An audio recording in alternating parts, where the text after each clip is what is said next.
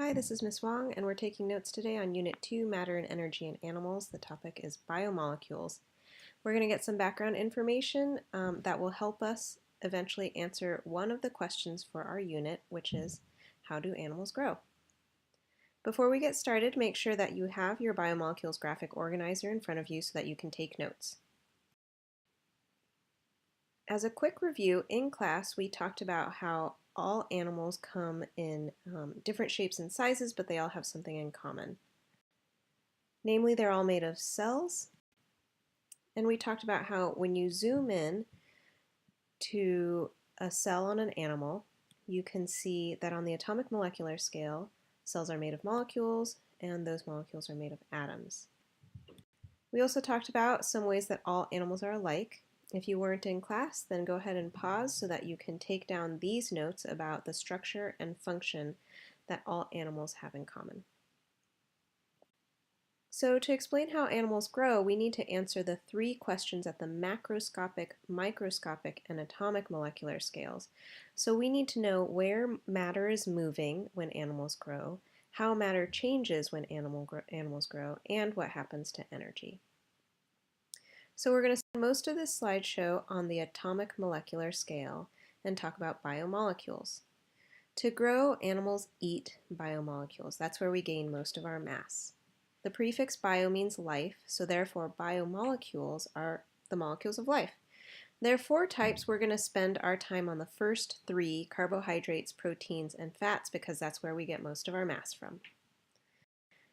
Also, as a review, think back to when we looked at our nutrition labels and we saw that food is mostly made up of fats, carbohydrates like glucose, fiber, and starch, and protein.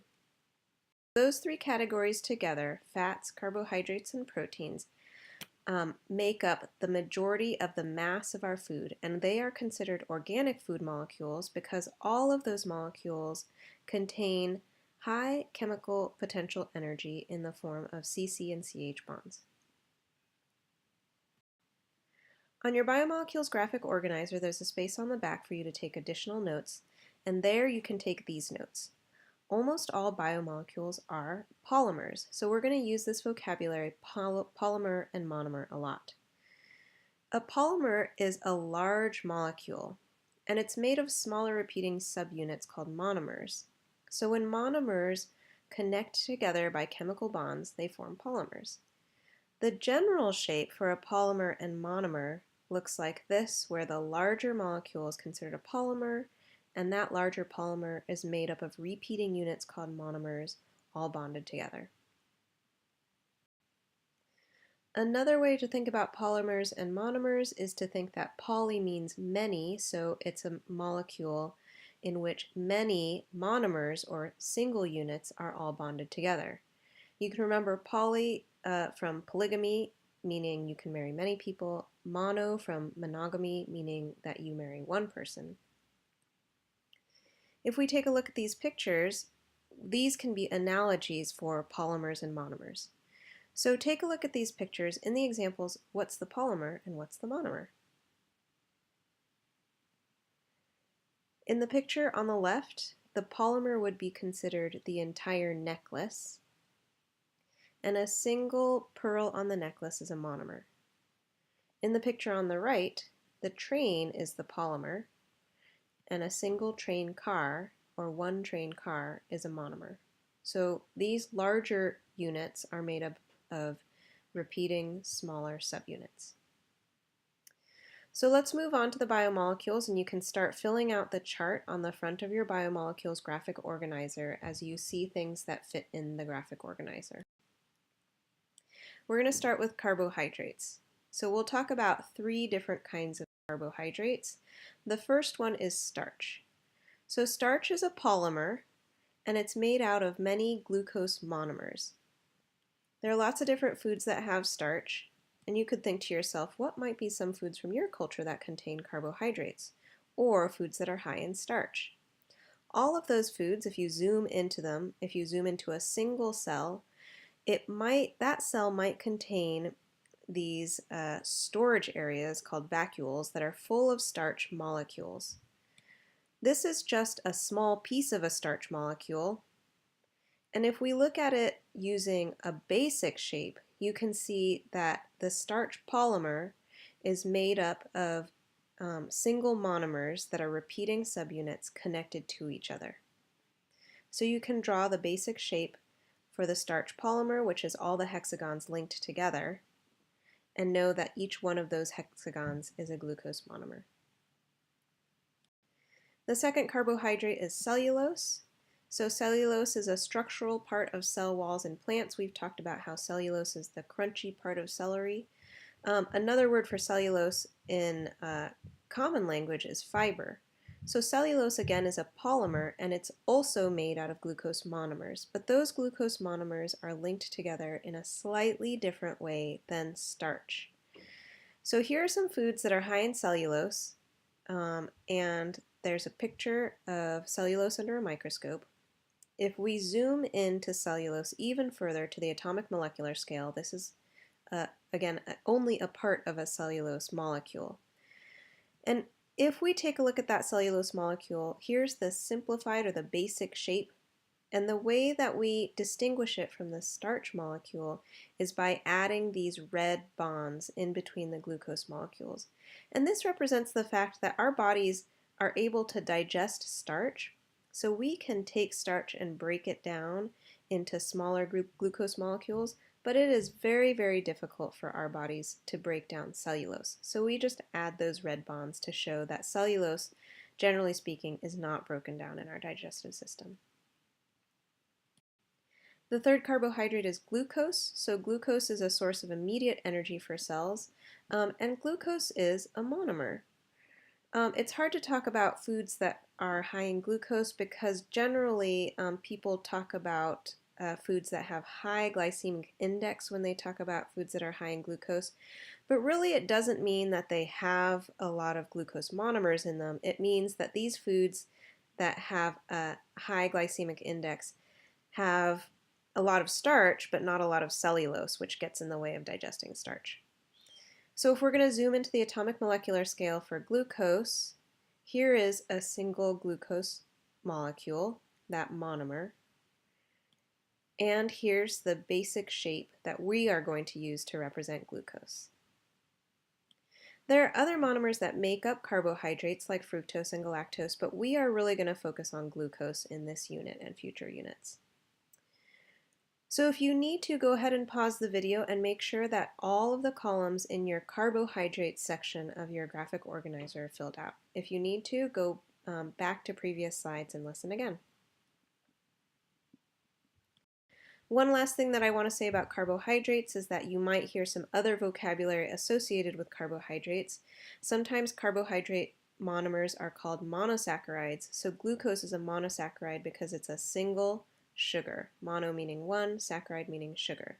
Starch is considered a polysaccharide because it's glucose molecules linked together. And again, here's a review of the basic shape. Starch is many glucose molecules bonded together. So you can see that the polysaccharide is many monosaccharides bonded together. And finally, take a look on your data table. If you have not already done so, fill out the atoms that make up carbohydrates: carbon, hydrogen, and oxygen.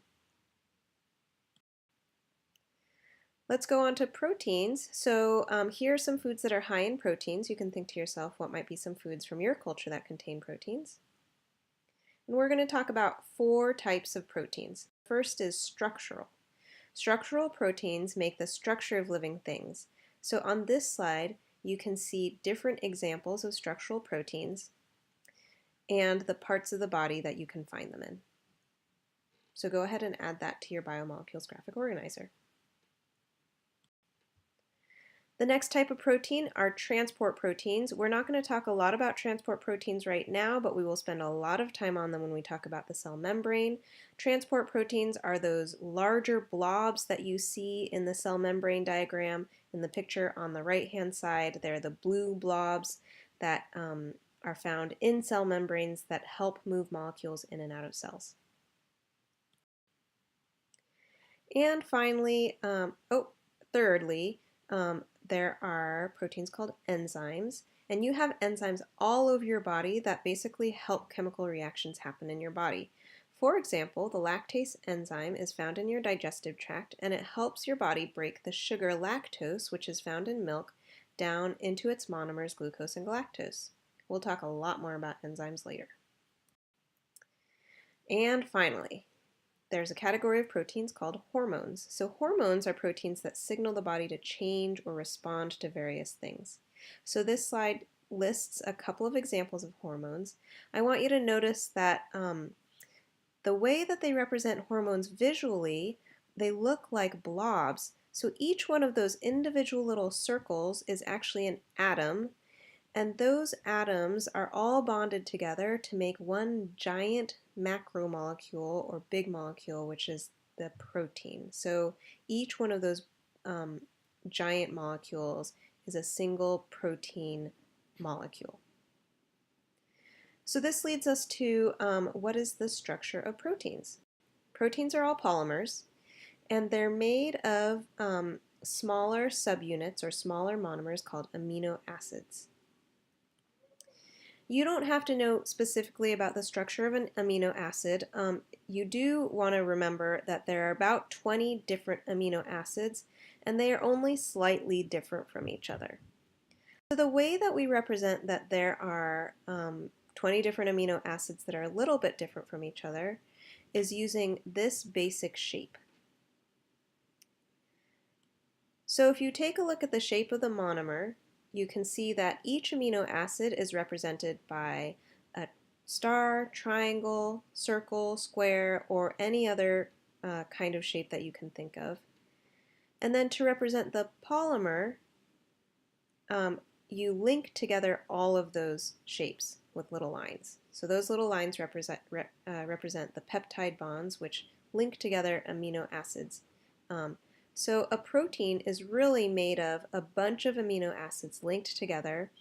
The order of them is important, but we'll talk about that later on in the year.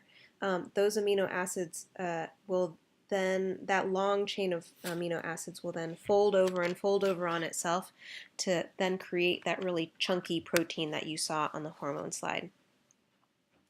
So you can draw the basic shape of the polymer on your data table, and then if you haven't done so already, add the elements that are found in proteins, which are carbon, hydrogen, oxygen, and nitrogen. Finally, let's talk lipids. So you can think about some everyday fats that you encounter in your life. Lipids, it turns out, are kind of different from each other. They all have the common characteristic of being hydrophobic, meaning that they don't dissolve in water very easily. But there's 3 types. We're just going to talk about 2. The first that we'll put on our chart are called phospholipids, and those are the lipids that make up the cell membrane. We'll talk about that a lot when we have our unit on the cell membrane. The other lipid that we'll spend a lot more time on in this unit are the triglycerides. So triglycerides are fats and oils, and they are used for long-term energy storage in animals. If you think about fat in your own body, it's made up of fat cells, and those fat cells have a very large storage container or a vacuole that is filled with triglycerides, which is the molecule for fats and oils. So lipids are sometimes polymers. We're going to represent lipids in this unit as a polymer that contains 1 glycerol and 3 fatty acids. So we're going to consider the monomers of a lipid glycerol and fatty acids. Here's it represented again, but if we transfer that over to the basic shape, the top vertical rectangle is going to be our glycerol, and then the 3 hanging rectangles are the fatty acids. Go ahead and also record the atoms that you see in the triglycerides in your data table: carbon, hydrogen, oxygen. So we've now learned about all of the biomolecules that we're going to talk about in this unit. So when we get to class, be prepared to talk about the following things. First, what are the 3 different biomolecules in food and why are they called organic food molecules? What's a polymer? What's a monomer? What's the relationship between the two?